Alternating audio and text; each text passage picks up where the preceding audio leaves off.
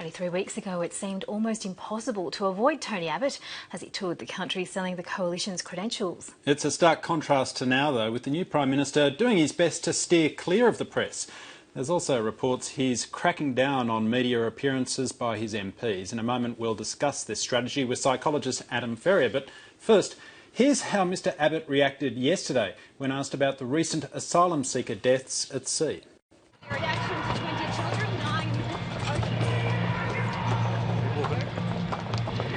Anything to say about the asylum seeker boat? Can I ask you about the asylum seeker boat you thank Tony Abbott?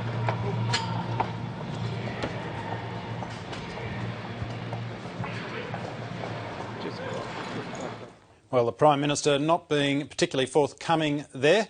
Well, behavioural psychologist and Groom transfer panellist Adam Ferrier joins us now from our Melbourne studios. Adam, good morning. Thanks very much for joining us. I'm interested to get your perspective on this strategy from a branding perspective. How wise a move is it by the PM to sort of shut up shop like this after being somebody who's been so vocal in the media for so long? Well, on this particular example, I think it's a very clever strategy. The brain works in a little bit like all we see is all there is. So we only ever respond to the stuff that's put in front of us. So if there's not stuff being put in front of us, the brain just tends to kind of completely ignore it and doesn't ever question it. So in terms of boat people and the bigger issue of refugees and so forth, if it's not being fed into our brain by our media, then we tend to forget about it and park it as an issue and think, oh, well, you know, somebody else is dealing with that. So that's actually quite a clever media strategy to just clamp down on that and not talk about it at all.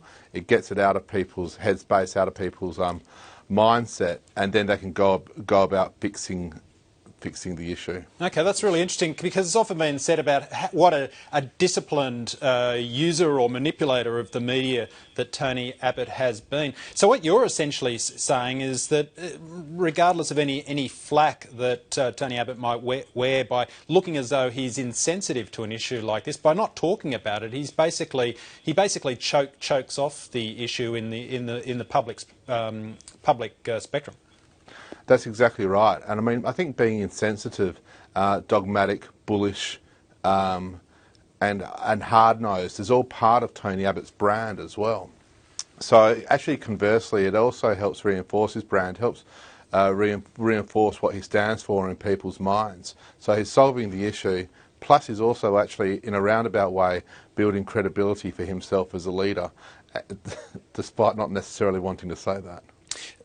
Tony Abbott once actually called Kevin Rudd, and this has been pointed out this week, called Kevin Rudd a hyper-control freak for imposing strict controls over his MP's media outings. He's doing exactly the same thing now, as it seems. We've heard how all media appearances have to be vetted by the Prime Minister's office for his backbenchers and ministers. Is this just a necessary evil for a government operating in the modern media environment?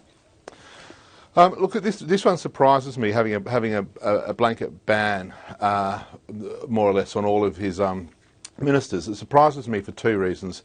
Number one, for ego. So all of his ministers are in the job partly to help Australia, but also partly for ego. They're all showmen and they all want to be out there.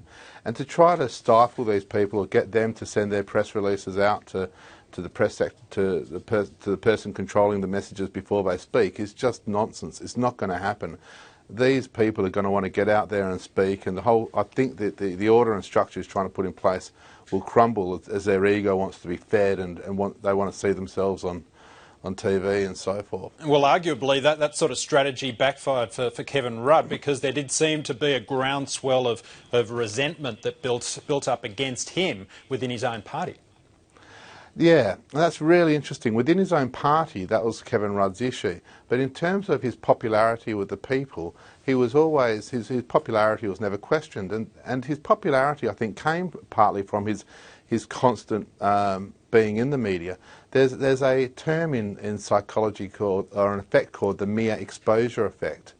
The mere exposure effect just says the more you're exposed to something, the more you'll like it. And the more familiar it will be. The more familiar it is, the more you'll like it. And it's how advertising works at its most basic principle. Just put something in front of people every day and that will become more familiar to you, and you'll like it more. And that's what Kevin Rudd did beautifully for years.